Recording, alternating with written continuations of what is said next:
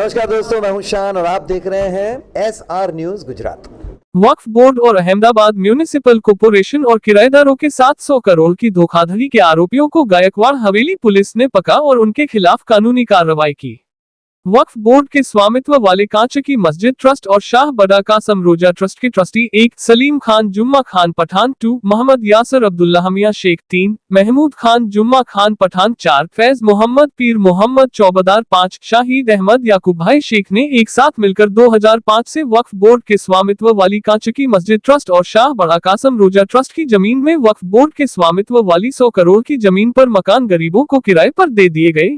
हालांकि कांचकी मस्जिद ट्रस्ट और शाह बड़ा कासम रोजा ट्रस्ट के आरोपी ट्रस्टी नहीं है, लेकिन कांचकी मस्जिद ट्रस्ट और शाह बड़ा कासम ट्रस्ट की वक्फ बोर्ड के स्वामित्व वाली संपत्ति में रहने वाले किराएदारों ने अवैध रूप से अनुबंध किराया समझौता किया और किराए का पैसा बैंक खाते में जमा नहीं किया। साथ ही आरोपी सलीम खान जुम्मा खान पठान के नाम का मामला वक्फ बोर्ड में दर्ज है, लेकिन वक्फ बोर्ड में कोई अपराध दर्ज नहीं है, ऐसा बताया गया। साथ ही वक्फ बोर्ड ने कांचकी मस्जिद स्थित जमीन पर उर्दू स्कूल नंबर -9.10 को बच्चों की पढ़ाई के लिए अहमदाबाद म्यूनिसिपल कॉर्पोरेशन को पट्टे पर दिया था, जो भूकंप के बाद बंद हो गया था, जिसमें ट्रस्टियों ने अपने निजी लाभ के लिए परिसर में 10 दुकानें बनाई और आपराधिक साजिश रचने के लिए दुकानों को एक साथ किराए पर देकर उसका किराया वक्फ में न जमा करवाकर उनके साथ धोखाधड़ी कर अपराध किया गया है। इस संबंध में गायकवाड़ हवेली पुलिस स्टेशन में अपराध दर्ज किया गया है। आइए सुनते हैं पुलिस अफसर से वह क्या कह रहे हैं उस मामले पर। અત્યારે જે વકફ બોર્ડના જે એનો કાયદો છે એનો કેવી રીતના મિસયુઝ થાય, સમાજના જે એટલે કે મુસ્લિમ સમાજના ટ્રસ્ટના ભાગ રૂપે જે ટ્રસ્ટના પૈસા લોકોની સેવા માટે ઉપયોગમાં થવાના હતા એ પૈસાનો મિસયુઝ કેવી રીતના થયો છે એ અનુસંધાનમાં એક FIR અત્રે કરવામાં આવી છે। એમાં કુલ 5 આરોપી છે। સલીમ ખાન જુમ્મા ખાન પઠાણ, મોહમ્મદ યાસર શેખ, મહેમૂદ પઠાણ, ફેઝ મોહમ્મદ સોબદાર અને સાહિબ શેખ, આ કુલ 5 જે આરોપીઓ છે તેમના વિરુદ્ધમાં ફરિયાદ એવી છે કે અહીંયા આપણા વિસ્તારમાં કાચની મસ્જિદ એક ટ્રસ્ટ છે અને શાહ બાળા કાસમ ટ્રસ્ટ કરીને એક ટ્રસ્ટ છે। એ ટ્રસ્ટની અંદર કુલ 5000 ચોરસ વાર જેટલી જગ્યા છે। એ વારની જગ્યા જે વકફ બોર્ડમાં જે એના ટ્રસ્ટી તરીકે જે રીતના એસ્ટાબ્લિશ થવું જોઈએ, જે એનો વકફ સુધારા અધિનિયમ 2013 અને એની પહેલાંના જે વકફ નિયમમાં જે ટ્રસ્ટી તરીકે આ બંને જે ટ્રસ્ટ છે એના ટ્રસ્ટી તરીકે જે હોવું જોઈએ એ ટ્રસ્ટી ન હોવા છતાં આ જે ટ્રસ્ટની મિલકત છે એ મિલકતની અંદર 100 જેટલા મકાનો બનાવી અને એ મકાન બનાવી અને એમનું ભાડા એમના પર્સનલ યુઝ માટે કરી અને આ એક આખું કૌભાંડ કરે છે ને એ અનુસંધાનમાં ફરિયાદ દાખલ કરે છે। આ ફરિયાદ દાખલ થઈ છે અમારા પોલીસ સ્ટેશનમાં।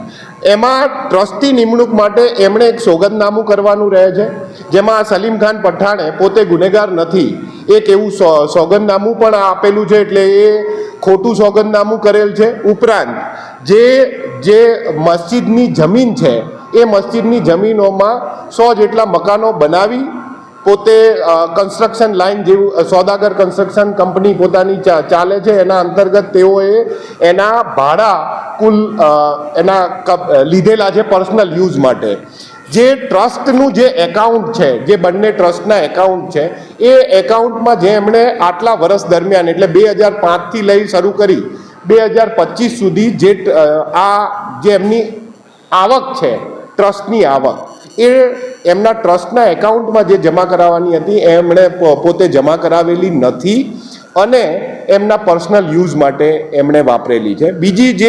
બીજો જે મુદ્દો છે એ AMC સાથેનો ઉર્દુ શાળા નંબર 9 અને 10નો જે મુદ્દો છે એમાં 2002માં જ્યારે ભૂકંપ આવેલો ત્યારે એ જે સ્કૂલ હતી એમાં દરાર પડેલી, એમાં જે નુકસાન થયેલું એના અનુસંધાને આ લોકોએ એવી રીતના રજૂઆત કરી કે આ જે સ્કૂલ છે એ ચાલી શકે એમ નથી અને બાળકોને ભણવામાં કે અથવા કાલે ઉઠીને કોઈ એની હોનારત થાય તો તકલીફ પડે। એ અનુસંધાને એમણે મ્યુનિસિપાલિટી સાથે તેઓએ 1970માં એક કોન્ટ્રાક્ટના ભાગરૂપે ટ્રસ્ટે મ્યુનિસિપાલિટીને આ સ્કૂલ વાપરવા માટે આપેલી હતી। ત્યારે એમણે પરત લઈ અને એને રિનોવેશન કરીને પાછું આપવાની જે મૂળ શરત હતી એ મૂળ શરતનો પણ ભંગ કર્યો. સ્કૂલ તોડી પાડ્યા પછી ત્યાં કુલ જેટલી 10 જેટલી દુકાનો બનાવી અને એમાં એક એમણે પોતાના સોદાગર કન્સ્ટ્રક્શન કંપનીના નામે રાખી અને 9 દુકાનો જે એમણે એડવાન્સ રૂપે 9 દુકાનોના એડવાન્સ રૂપે 2,25,000 પર દુકાન પ્લસ 10,000 દરેક દુકાનનું ભાડું એ એમણે જે ટ્રસ્ટના સ્વરૂપે જવું જોઈતું હતું, લોકોની સેવા માટે વપરાવું જોઈતું હતું, એની જગ્યાએ એ લોકોએ પોતાના પર્સનલ યુઝ માટે વાપર્યું.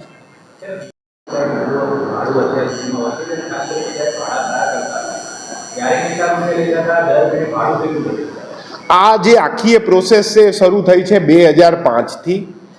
8થી એ જે આપણી પાસે 2 એમાં પાર્ટ મળ્યા છે કે જેમાં પહોંચ આપણને મળેલી છે, જેમાં કરાર ક્યાંક થયેલા છે. એટલે એ જે એમાઉન્ટ છે એ ક્યાંક ને ક્યાંક આખી મિલકતનું 100 કરોડની આજુબાજુનું એમાઉન્ટ થઈ શકે, પણ એ તપાસનો વિષય છે. અને 2005થી લઈને મારે 2025ના ટ્રાન્ઝેક્શન ચકાસવાના છે, એટલે સ્વાભાવિક છે કે હું તમને 2-4 દિવસમાં એ ફિગર આપી શકું.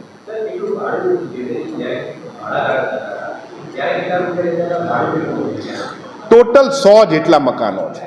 મેં જેમ હમણાં લાસ્ટમાં કીધું કે દુકાનનું ભાડું એ 10,000 રૂપિયા વસૂલાયું છે. અમુક મકાનના ભાડા એ 6,000 રૂપિયા પણ છે.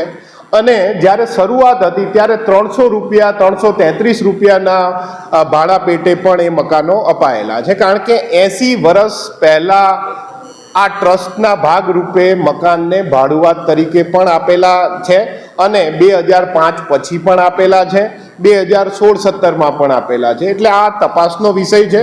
અને તમે જે કીધું એ પ્રમાણે ઘણા બધા પ્રશ્નો છે એ હું થોડા દિવસની તપાસ પછી કહી શકીશ.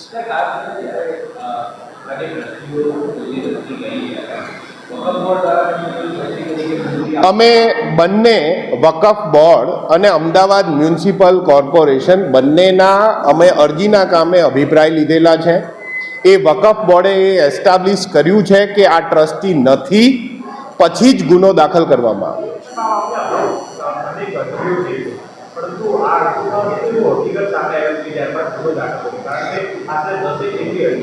અરજી થયા પછી બંનેના અભિપ્રાય લેવામાં આવ્યા. મ્યુનિસિપાલિટીનો અભિપ્રાય લેવામાં આવ્યો અને ગુજરાત વકફ બોર્ડનો પણ અભિપ્રાય લેવામાં આવ્યો અને એ અભિપ્રાય આવ્યા પછી જ ગુનો દાખલ થયો.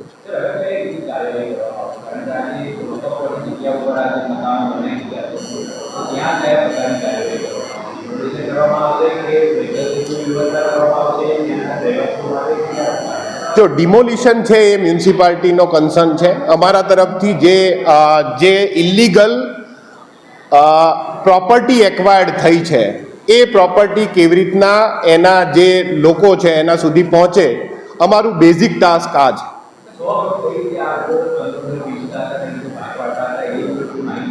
આજે એફઆઈઆર થઈ છે એટલે સ્વાભાવિક છે કે આ તપાસનો વિષય છે અને 5 આરોપીના અમે અત્રે રિમાન્ડ માંગવાની કાર્યવાહી કરી રહ્યા છીએ. એ રિમાન્ડ મળે, આપનો આ જે પ્રશ્ન છે એ લાઇન ઓફ ઇન્વેસ્ટિગેશનના ભાગરૂપે અમે એનું ઇન્વેસ્ટિગેશન કરીશું.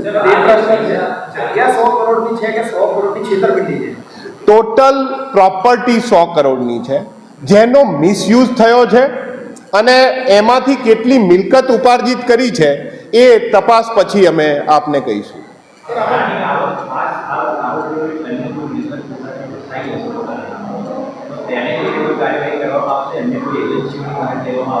સ્વાભાવિક છે કે જેટલી પણ ઇલીગલ રીતે પ્રોપર્ટી ઉપાર્જિત કરી છે તેના વિરુદ્ધ કાર્યવાહી કરવામાં આવશે. કુલ 5 ગુના આરોપી જે સલીમ ખાન પઠાણ છે એના વિરુદ્ધમાં કુલ 5 ગુના નોંધાયેલા છે. 2016-17માં એના વિરુદ્ધ આર્મ્સ એક્ટ મુજબનો પણ ગુનો નોંધાયેલો છે અને રાયોટિંગનો ગુનો નોંધાયેલો છે. એટલે એનો ગુનાહિત ઇતિહાસ સલીમ ખાન પઠાણનો છે જ. એ વ્હાઇટ કોલર ક્રાઇમ અત્યારે જે અમારી સામે છે એ વ્હાઇટ કોલર ક્રાઇમ એક આખું એક નેક્સસ છે અને જે ટ્રસ્ટનો જે પ્રોપર લોકોને યુઝ થવો જોઈએ એની જગ્યાએ પર્સનલ યુઝ થયો છે. એટલે આ પ્રકારનો એની એમો છે. અગાઉ એમનો મૂળ ગુનાહિત ઇતિહાસ એ શરીર સંબંધી ગુનાનો અને આર્મ્સ એક્ટ મુજબનો રહેલો છે. એ અગાઉ હું હમણાં જ કહી ચૂક્યો કે પાંચેયનો જે રોલ છે એ અત્યારે અમે 10 દિવસના રિમાન્ડ માંગવાના છીએ અને દરેકનો રોલ એ 3 દિવસમાં અમે એસ્ટાબ્લિશ કરી નાખીશું.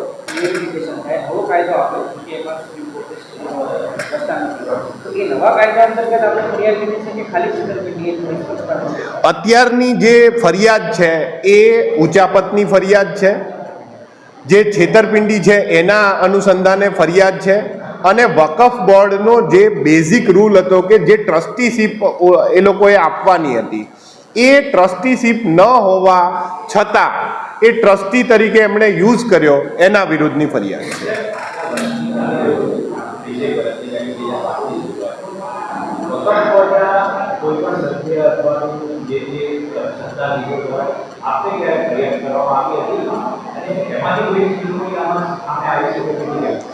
એ તપાસનો વિષય છે. અત્યાર સુધી એ બાબતે કોઈ ફરિયાદ નથી, પરંતુ આ જે ટ્રસ્ટીશીપ છે એની આઈડેન્ટિફિકેશન માટે અમે વકફ બોર્ડની પાસેથી એમનો અભિપ્રાય લીધેલો છે ને એમણે આપ્યા પછી જ આ ગુનો દાખલ કર્યો છે. नमस्कार, मैं हूं रवि दुबे और आप देख रहे हैं SR news Gujarat. Like, subscribe and share. अगर आपको हमारी बताई गई खबरें अच्छी लगे तो उसे लाइक करें, शेयर करें और सब्सक्राइब करें. और हाँ, अगर आप हमसे जुड़े रहना चाहते हैं तो हमारी SR न्यूज़ गुजरात चैनल को सब्सक्राइब करें और बेल आइकन दबाना न भूलें ताकि हम सदा आपसे जुड़े रहें और आप तक नई नई खबरें पहुंचाते रहें.